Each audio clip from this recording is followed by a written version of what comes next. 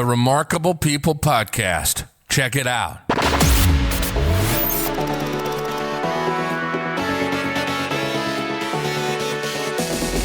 The Remarkable People Podcast. Listen, do, repeat. For life.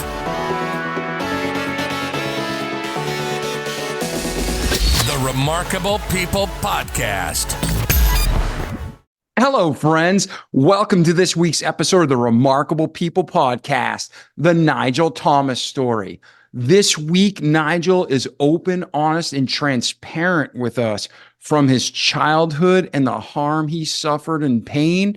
He talks about how he's at the apex of his career on the outside in his adulthood and how everything comes crumbling down around him and how he was able to take all that pain, all that doubt, all that conflict and people telling him one thing and he's trying to live another and everything's going around like all of us, right? It just swirls in our heads sometimes. And he goes from suicide to living a purpose-driven life. So when you're listening to this episode, our friend Nigel is going to be honest and real. He's going to talk about a lot of topics that you or maybe your loved ones or friends are struggling with. So share this episode as you see fit to help as many people as we can. And then Nigel is going to give us some actionable steps to take in the healing process. So Nigel is an author. He has a newsletter and blog. He has multiple businesses. He's a serial entrepreneur. And as you can see, he's someone who's been there, been real about the good, the bad, the ugly, the pretty, and the pretty ugly, and what he's doing to live the life that God intended for him. So check out this episode in just another moment.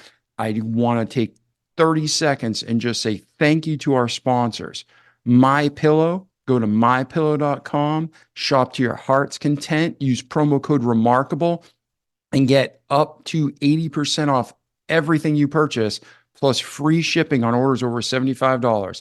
They truly have the best bed sheets, pillows, slippers, mattress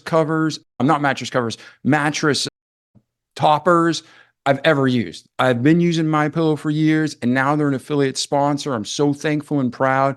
But seriously, go to their website, shop, buy whatever you want, get 30 to 80% off everything, and then you have a money-back guarantee if you don't love it. It's a win-win-win situation.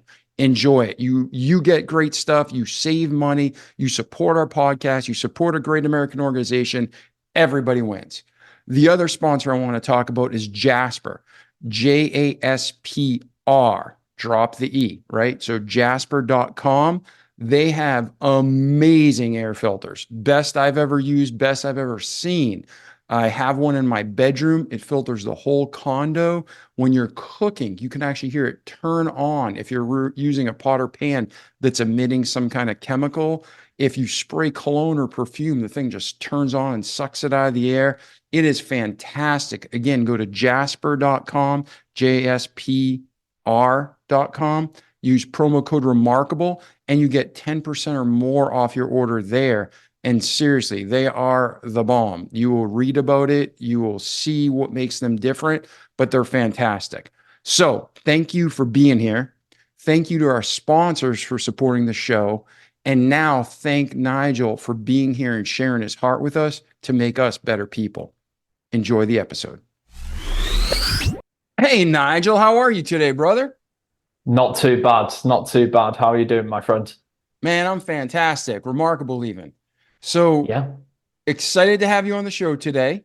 I just told our listeners a little bit about you and your story, but if they're going to listen for the next, 45 minutes to an hour, what is one actionable truth that you're going to teach them from the story of your life? No one is going to believe in you for you. And in a world which is full of anxiety, depression, suicide rates through the roof, people lonelier than ever, I think people, and I'm trying to live this truth myself, need to take self-accountability of their own life, and they need to take it upon themselves to force their dream into existence And that only happens by taking risks, getting uncomfortable. I know it's somewhat cliche, but I think the world needs this more than ever now to say, yes, I'm struggling, but here's my action plan. Here's what I'm doing about it. Yeah, I think that's something that right now we've become more and more hollow as humans in society across the world, not just America. And with the COVID pandemic, man, people are more depressed now than ever because everything's coming to the surface. So this is an incredibly important topic. And thank you for being transparent and ready to talk about and share your life story, because I know it hasn't been easy, but you've found a way. So let's do this, Nigel. Good, bad, ugly, pretty, pretty ugly. Everything that's happened to us makes us the men we are today, right? So Of let's course. start at your origins. Where's Nigel from? What was your upbringing like? And we'll just go chronologically through your story. Yeah, so Manchester born and bred. That's Manchester in the UK. I'm sure for the Americans listening, they know the soccer teams. My team is Man City.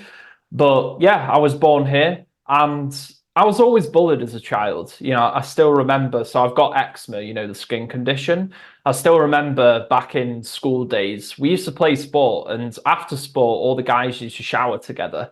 And I still remember standing there naked, David, with wounds and scars all over my body as the other kids laughed at me, saying how ugly I was, telling me how I'd never amount to anything in life. And they used to call me Krusty the Clown because of my skin was so dry from my eczema. And even though I'd never felt so vulnerable in my life up to this point, I was still only a child trying to find my way in the world. I knew deep down inside of me that there was more. I knew that I had greatness within me. And I can't tell you why. I just had a feeling. And there was like a deep fire in my belly. But I was different to everyone else. And it was only until 26 years old when I was caught up in a big corporation. I'd been to university. I was trying to please my parents. They were in the 9 to 5, both accountants by trade. And on one walk home from work, I said, enough is enough. I'm quitting my 9 to 5 job. And to the dismay of everyone around me, including my parents, I threw my chartership in the bin. I was going to become a cost manager at a big construction consultancy called Acom. And I got a few freelance clients on a little platform called Upwork. I'm sure many of you have heard of it. And with no savings really in the bank, I just went for it. Now, was that a somewhat irresponsible decision? Maybe. But for me, David, that was a turning point in my life, because it was the first time that I made a decision for me. We talk about self-belief. That was the first time that I made a vote for myself. And looking back, if I knew the mountain I was going to start climbing, I probably never would have taken the jump in the first place. But that was the single most important moment of my life. Now, fast forward 6 years, that had been the entrepreneurial game. I built some marketing agencies. The first one was my own, wasn't that successful. Learned a lot though. The second one, I helped someone else build a marketing agency in the real estate space. And the third one, the one I just stepped down from, was a performance marketing agency for big e-commerce direct-to-consumer brands. Now, we had these big audacious goals at that last agency where I was CEO. And over the course of 2 years, through twists, turns, ups and downs, we finally managed to reach our big goal. And, I built a following on LinkedIn of like 50,000 people. I was talking on stage in front of hundreds of people. I found this woman that I was building a family with. Everything was coming together. So from the outside looking in, David, everything was sunshine and rainbows. But as we hit this goal, this monumental moment, on the inside, I was crumbling. That woman, the one person, the first person I felt my entire life that understood me. Remember, I've come from a background to where I was always ostracized, always the odd one out. And I finally found that one person who who could be my rock in life, my foundation for everything. She betrayed me. And overnight, I went from CEO of this fast-scaling startup to on a balcony in Austin, staring down at the concrete 22 floors below, thinking about jumping and taking my own life. And in that dark moment, David, I said to myself, if I'm not longer going to continue for me, I'm going to do this for everyone else who deserves a second chance. I needed a mission. I needed a purpose, which was more than money, to get me to climb off the canvas of death and to come again. And for the first time in my life, I had to believe in me. So I started a new company and I flew back to the UK to rebuild my life. I actually came back to Manchester, believe it or not, to be around my family and friends. I started this new company called David to Goliath. And what is David to Goliath, and why is it called David to Goliath? Well, David, we can argue about how, but he was passed on the belief that he could defeat the mighty Goliath with a slingshot and a few pebbles. And I, even though it didn't turn out right in the end, had that experience of someone believing in me, which gave me the ability to go and do these amazing things in the industry and change my life.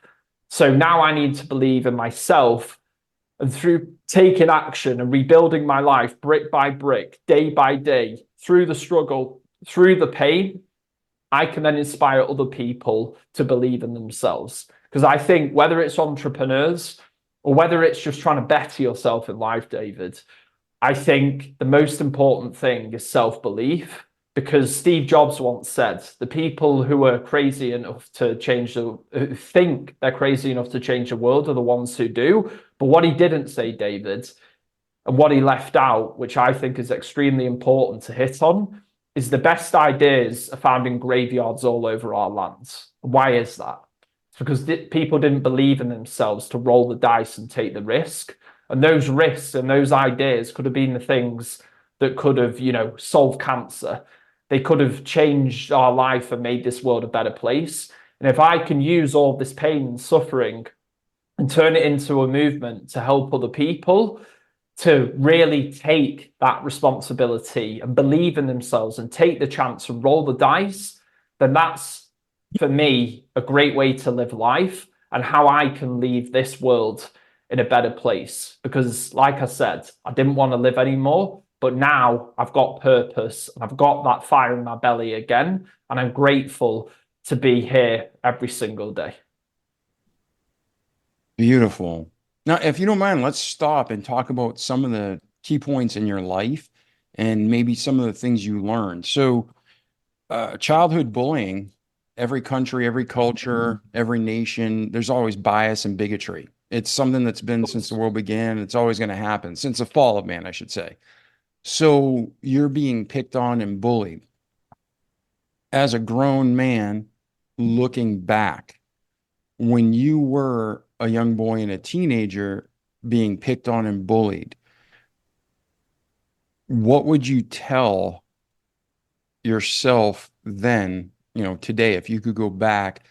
So for all our listeners around the world, whether they're being bullied or their child's being bullied or a friend's being bullied, what kind of advice and insight would you give them to try to help them through this difficult stage?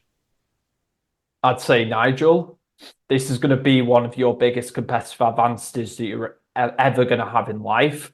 And this is going to drive you forward to things that you never imagined, if only you harness that pain. And I understand that driving from a place of darkness isn't always recommended, but that's all I had in my life. So that's what I used to get me out of the situations I found myself in.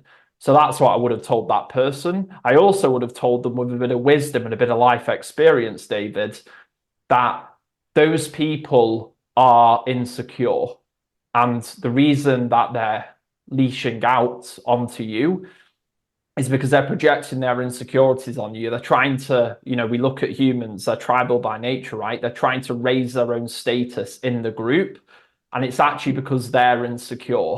So with a bit of understanding about how human psychology works, I would have also said that and maybe not try to take it so personally.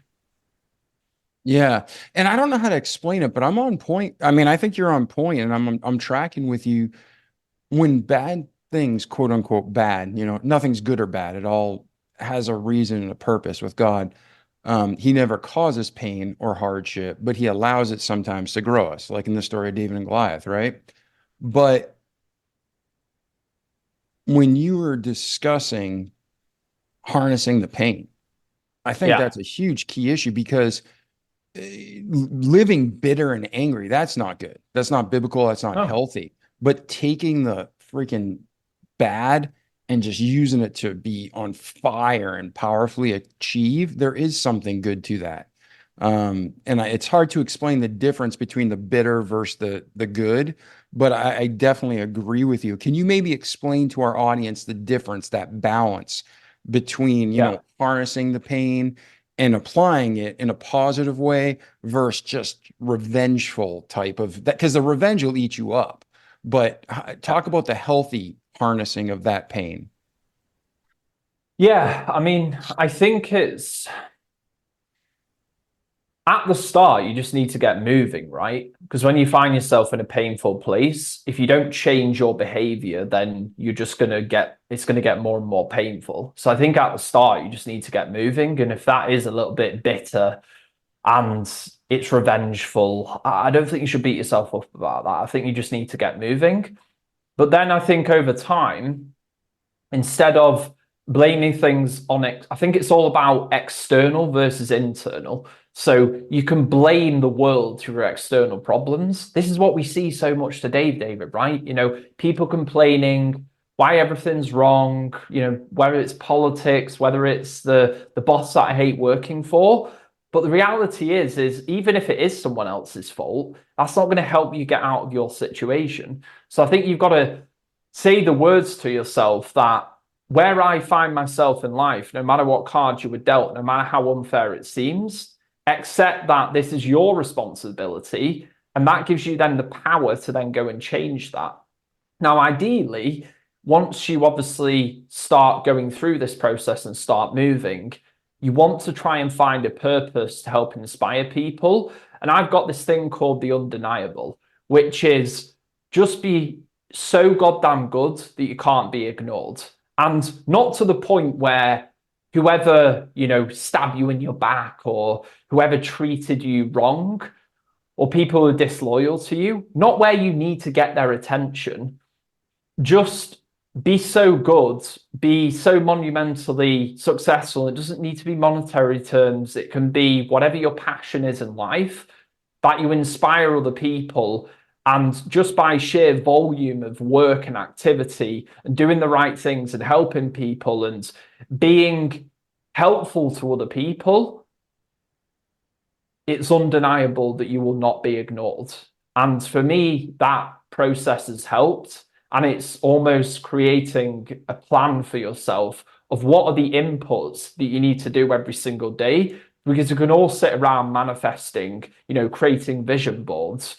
But I'm a little bit more old-fashioned in the sense of what are the things that I actually need to do? Because I want to get to work. I want to take a plan of action. I'm driving to this destination. What do I need to do to fuel up this vehicle and start making progress? And I think if you can reverse engineer those things down and start taking action, obviously you build those bricks. And over time, you build your new house and your cathedral on a strong foundation where for me, in my case, I didn't need to then rely on someone else, that I can look at myself in the mirror, no matter who, comes in and out of my life, realize that I can look at myself in the mirror, like I said, David, and say, I am my own foundation. And I think that's the most important thing. Yeah, no, to have that purpose, anyone who's ever achieved anything, it's a short-lived moment if it doesn't have purpose, right? Like you mentioned, starting several companies and being on the top of the world from the outside in, but from the inside out, you never know what goes on behind closed doors. You never know what's going on in somebody's life.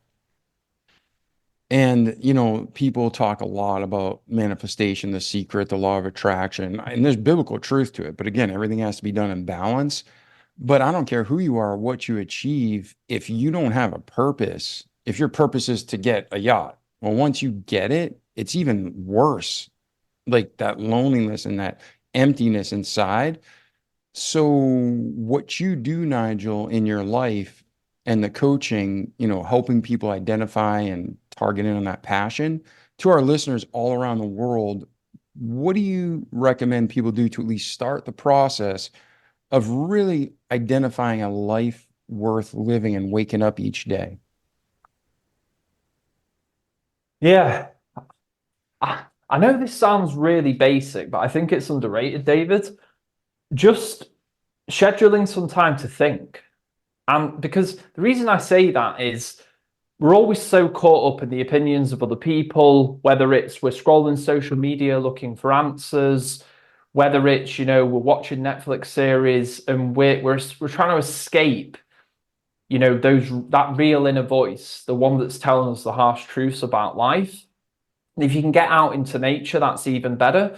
But if you just schedule an hour to think, I remember when I started doing this, you'll be amazed by the thoughts that come up and you'll start to understand what do you actually want in life, and then analyzing back through your life, where the moments which I'm not sure if I'm allowed to swear in this podcast, but the moments where you went, fuck yeah, like, fuck yeah, that's me, those moments, those experiences, what are those? And try and gravitate towards those experiences. And then also the people.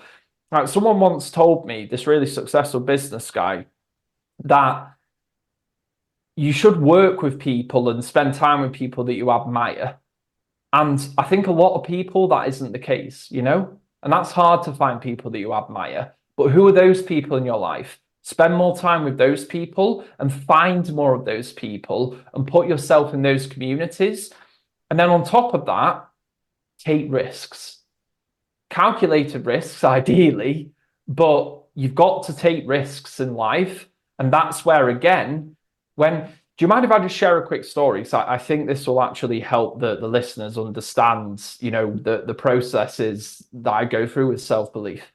Oh, 100%, man. This is your Yeah. episode to share with the world. So, the Batman movie, have you seen it? The Dark Knight Rises. You seen Oh yeah, it with that's the Christian best. Bale? I think that's the best one of the 50 different versions. Yeah. So there's actually a point in that movie. It's the third one I'm talking about. The one with Bane in. That's the one I was referring to. So there's this point where he gets put into a prison. Do you remember it? Where he gets Yes. put right into a dungeon underground. He's looking up into the sky. Now, the only way to get out of this prison, people haven't watched that movie, is by climbing a rope to the top and jumping to a ledge to escape and get to the ledge, and then you can climb out of the prison and obviously come back and save your city. Now, the reason I share this story, David, is because when you climb up, or when Batman was climbing up, he kept on trying to jump across that ledge, holding the rope. And what this rope signifies is comfort. And he kept on trying to attempt it and he kept on failing. Then he went back down to the bottom of the prison. A prisoner said to him, jump without the rope and let the fear of death drive you forward to the other side, and you will see what happens. So he climbs to the top of the ledge without the rope, and all the prisoners are there chanting his name, and then he jumps without the rope and he makes it to the other side. And the reason I share that story, David, is because that's the same jump that everyone has to take, whether you're an entrepreneur or whether you're taking a risk in life. The rope, which is a blueprint for exactly how you want things to turn out, doesn't exist. So you have to jump without the rope and believe in yourself that you can make it to the other side. But no one is going to jump for you. So you need to jump. And these are the jumps.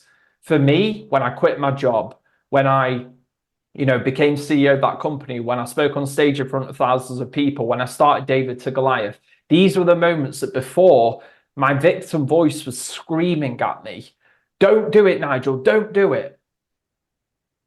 And I didn't have a rope and I jumped without the rope. But when I look back in my life, Steve Jobs says you can connect the dots looking back. These were the moments that were pivotal that moved me forward. And I think if more people learn to jump without the rope, as Batman did in that movie, David, they would find purpose on the other side.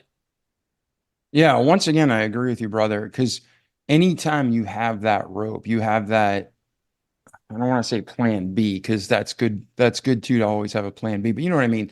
When you have a backup plan, there's that little bit less energy that goes into executing the plan.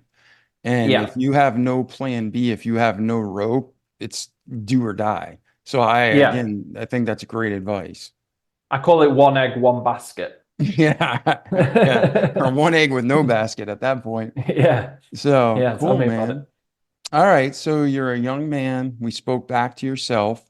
You're growing up, you're starting companies, and you're achieving great heights.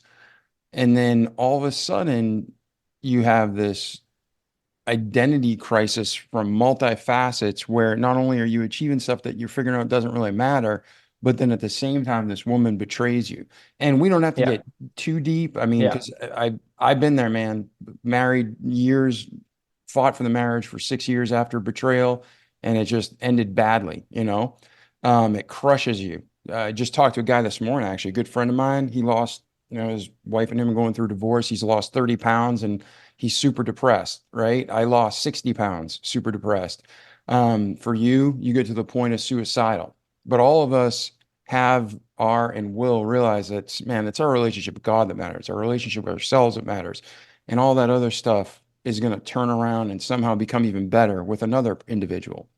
But for you, in those dark moments, what were the things looking back that were catalysts to help you snap out of it and back to Mhm. yourself? So a listener now, whether male or female, if they're listening to this episode, they're like, oh, I can do that. I can do this. Yeah. Well, interestingly enough, you mentioned God. I did go to a Christian school, right? I was baptized, but I think maybe it was because of my insecurity, David, but I was always the guy who needed to be right. So I was going around and having conversations about religion, trying to prove if God was or wasn't real. But in this moment, my identity, my ego was completely shattered. So I was so vulnerable, like so vulnerable to the point I was desperate. I mean, I told you I was on the balcony, right? Considering taking my own life. I was desperate. I was on my knees. And in that moment, when I had that conversation with myself, I did actually speak to God and I prayed to him every night. And I realized that instead of me trying to prove if God's real or not, I got strength when I had those conversations. And that proved to me that I was asking the wrong question. Because if I obviously made some prayers and that gave me strength to get back on my feet and to fly back to the UK and start this new company called David to Goliath, then that in itself proves that it is real. But I guess the point is, it doesn't really matter. Everyone's got their personal relationship to God, whatever your religion is. I respect it. But for me, that was a very humbling moment. And that was one of the things that got me through. And I actually bought this necklace at the time. And I've been wearing it around my neck ever since. And that was the start and signification for me, David, of hope that there is light at the end of the tunnel and there's no light without darkness. But all of this pain, there was a reason that it happens. And I believe that. But I also believe, and I made a contract with God, that I'm the one who has to take responsibility to make this pain count and to turn it into, a monumental movement to help other people.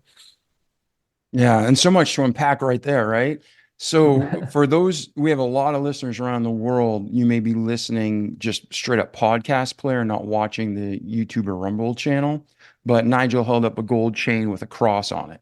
And the cross is a representation of Christ wasn't just born. He didn't just live. He didn't just die, but he rose again. That's why a Christian cross doesn't have him hanging on anymore because he arose.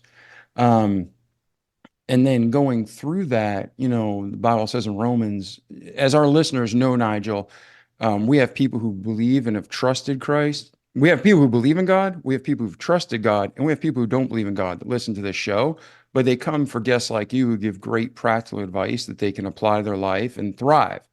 But we come at everything from a Christian worldview, believe the Bible. And, it says in Romans, for all things work together for good to them that love God, to those called according to his purpose. And even in the darkest hour, like, why is this happening? God never causes the pain, but sometimes he allows it, like Job. He allowed Satan, Satan's a dirtbag, but he allowed Satan to torment Job because he knew ultimately it would glorify God and benefit Job, right? So when you're going through what you went through, those were some dark times, but it made you an even stronger man. And thank God it brought you a relationship with Christ, a closer relationship with God. And I always kind of look at it like, let's say we have a father, a loving father on earth. I didn't grow up with a dad, but the ideal right situation is you have a loving father and mother. If you have a problem, you call them up. You meet with them face to face. You talk to them. So you started, it sounds like in your darkest time, calling God and talking to him. Is that right?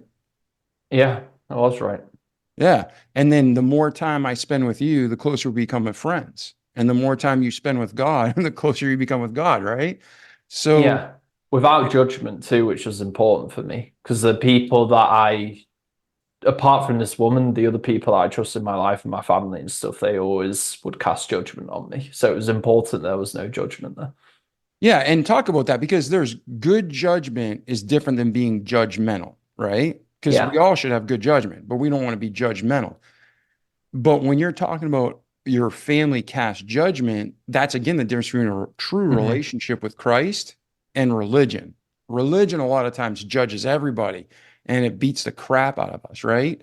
So, talking to our listeners, what were some of the judgments you were feeling and how did you overcome that and realize, like, no, this isn't real? I don't need to worry about this.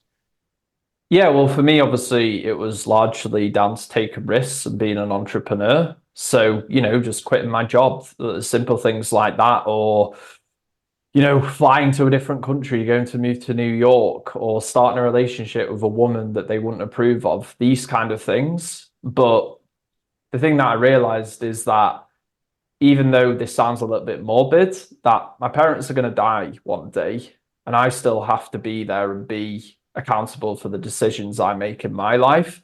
And yeah, I think everyone talks about, you shouldn't fear the judgment of anyone else, but I feel like humans are creatures of survival. So naturally, we do that. But the more you can try and separate that judgment, because they've got their own biases, they've got their own experiences. So I'm sure it's coming most of the time from a loving place.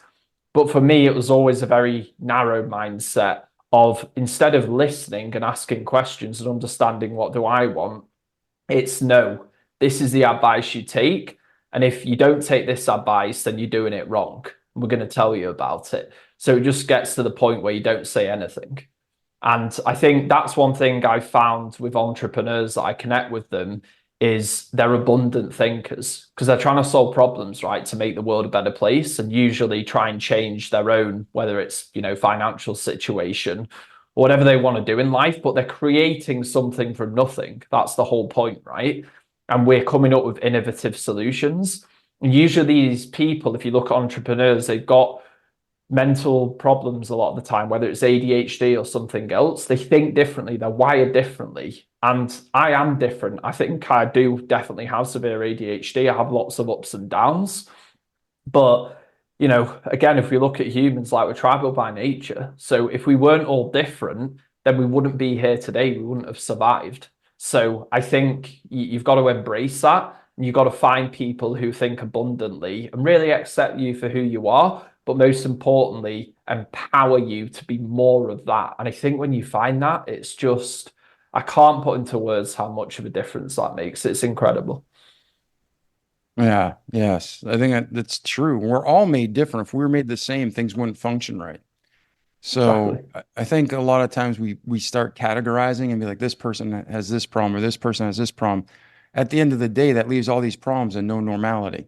So it's like Yeah. everybody's got a different skill set. Labels are so detrimental to society, really, because they put these biases on you. And we try to we try to put people in boxes because obviously we're trying to be productive. We're trying to obviously cater to large amount of people, whether that's on the medical side of things or schooling or whatever it is. But the reality is even though we're somewhat similar, we're not all exactly similar. And those unique nuances, they have huge crucial impacts on our life. And that's why we often see job satisfaction is pretty low because people haven't gone into a career and they're not surrounded in an environment where they're nurturing their talents and, they're being at one with who they truly are. Yeah. All right. So let's pick up back in your life. So now you go from considering suicide to Yeah. now you start a new endeavor and you're growing that organization. Bring us from there through today, Nigel. Yeah, sure. So I needed a big goal, right? I think when you're at rock bottom, you should set an audacious target. This is what worked for me anyway. I can share it with the listeners. And for me, that goal was creating a newsletter. So really, that's a community of people where I can talk to them one to one. And the goal was basically get to 100,000 subscribers in one calendar year. Now, I'd looked across the market, and that was there was a people I could count on probably two hands that had done that, to my knowledge at least. So I knew it was going to be really challenging, and I knew that I had to take a massive amount of action to achieve this. So, funnily enough, actually, when we talk about, people that connect with you and empower you, I actually flew back from Austin to the UK to start my life.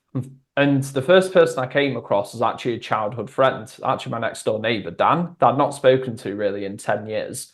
And he was the first person that I properly opened up to. And he was at a moment in his life where he needed a change of circumstance as well. So what we agreed to do, we didn't agree to start this newsletter together. This was just kind of an idea in the back of my mind. We started doing runs, 5K runs, to really stamp out that voice of the victim and make a stand and empower. Because I think we all have two voices in our head, right? You have the voice of the victim, what I call the voice of the champion. And the voice of the victim, the one that tells us to stay in bed, not do the things we want to in life, and blame the world for our external circumstances. And the voice of the champion, the one that knows your true potential and is willing to do the uncomfortable things with discipline to get to where you want to in life. So to empower that voice, David, we did 5K runs every day through the heart of the British winter, 4 times a week.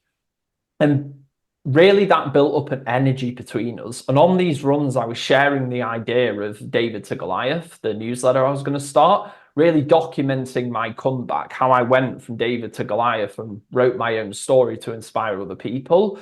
And it was at the turn of the year, it was actually on Christmas Eve when we were in Dan's car. We decided that we were going to do this and he was going to help me out.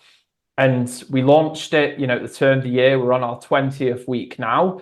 And we've got 27,000 subscribers to date. So we're on the right tracks to hit 100,000. It's going to be, we're going to have to step up, and it's going to be a hard end to the year, but we knew what we were getting ourselves into. But let me tell you now, I mean, we've had chance to speak on stage. We went to Bulgaria's biggest indoor arena in Sofia in front of 2,000 people. We've had messages because we wrote about people's stories as well, from the likes of Layla Hormozy, who's really big in business right now, and just the messages from people who are looking to make a change in their life. Yes, we talk about entrepreneurship, we talk about business, but we also talk about the mindset of getting yourself out of a difficult situation. And the long messages that have been sent in to me through my LinkedIn, through responding to the newsletter, have been amazing and have shown me with validation that this is a mission worth pursuing. So it's been a hell of a ride, and I'm looking forward to seeing what comes of the rest of this year. Yeah, and we'll get to the contact information at the end of the show and in the show notes. But if our listener wanted to subscribe, what's the best way to subscribe to your newsletter, and how often will they expect? You send it once a day, once a week, once a month? Yeah, davidtogoliath.com. Every Tuesday, I talk about the comeback, how many subscribers are at, and what are we doing to actually grow the newsletter behind the scenes? What am I struggling with? What are the mindset things how the strategies I'm implementing to get myself out of this world of darkness into the light? And then on every Thursday, we talk about underdogs who came from nothing and built something, usually in the space of business, but really delving into their stories. And Dan has mastered the art of using AI and comics. So we bring these stories to life with epic storytelling and comic visuals to tell people's story in a way which is exciting, but also emotional and also insightful, so they can take those lessons and apply them to their life. So David to Goliath every Tuesday and Thursday. And by the way, these newsletters, it's not like anything else on the internet. Like, you judge me by my actions, not my words, I always say, David, but go and check it out yourself. They're 4,000 words each. We're not talking about a quick email here. We're talking about putting our heart and soul and splashing raw, naked personality into your inbox, because we want to create something that's never been done before. And that's the whole goal here at David to Goliath. Beautiful, beautiful. So we've talked about your past. We've kind of talked about your present. And then we kind of know a little bit about where you're going. So to wrap up the episode, Nigel, is there anything else that we missed in your personal story and journey from birth to today? I'm sure we missed stuff, but anything you want to talk about? Yeah. I think when it's all said and done, right, I often try and fast forward to the end of my life. And what we're going to be left with, regardless of how much money we make or what success we've had in the eyes of others, all we're going to be left with is the experiences we've had and the people we've had them with. If I look back through my life, David, it's not the numbers that really impress me. It is those moments that I cherish with other people that I love. So I think for everyone else, it's go and find your people, take risks. That bucket list you've always wanted to do, it's not going to do itself. So put a plan of action in place and go and do those things. And it could be something small. It could be going visiting that, long lost friend that's overseas. It could be doing something big, quitting your job and starting a business. But take the risk and listen to your intuition, because like I said, no one is going to believe in you for you. That's on you, my friend. Yeah. Take those steps, because looking back, we're not getting younger every second. And we need to take the steps now, because it's only going to get harder and waste opportunity, right? Exactly. Yeah. All right. So where are you today and where are you headed? How can people get a hold of you? I think we already covered that to a degree, but if somebody wanted to continue the conversation, Nigel, you said davidtogoliath.com for your website to subscribe. But if somebody wanted to reach out to you and personally talk or get coaching, where do they go for that? Yeah, sure. Just LinkedIn, Nigel Thomas, David to Goliath. You just reach out to me on LinkedIn. I'm pretty active there, post content most days. So reach out to me and tell me your story as well. It's not just all about me. It's about you, David. It's about your listeners. Tell me your story and tell me where you're going. Are you struggling right now? Tell me about it. And also tell me what you're doing about it and how you're going to change your life. All right, my friend. Well, thank you for being here today, Nigel. And before we close up this episode, are there any other final thoughts you want to share with our community of remarkable people? Because you're a remarkable man. I thank you for being here today. But any final thoughts or encouragement you want to share with the audience before we wrap it up? Yeah, the slogan for David to Goliath: keep dreaming like a giant, but fight and believe in your dreams like a goddamn underdog, baby. All right, man. The underdog. Everybody loves the underdog because we all got it inside of us, right? That greatness. So, ladies and gentlemen, thank you for being here today. Nigel, thank you for being here today.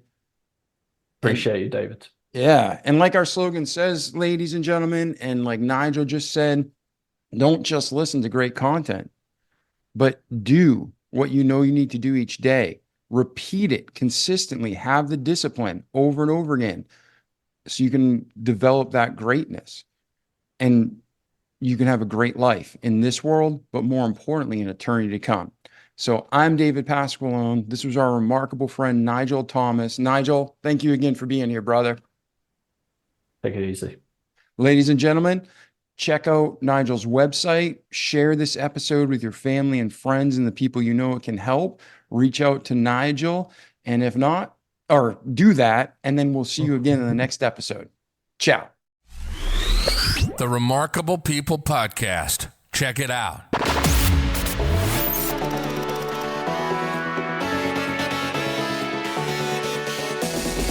The Remarkable People Podcast. Listen, do, repeat. For life.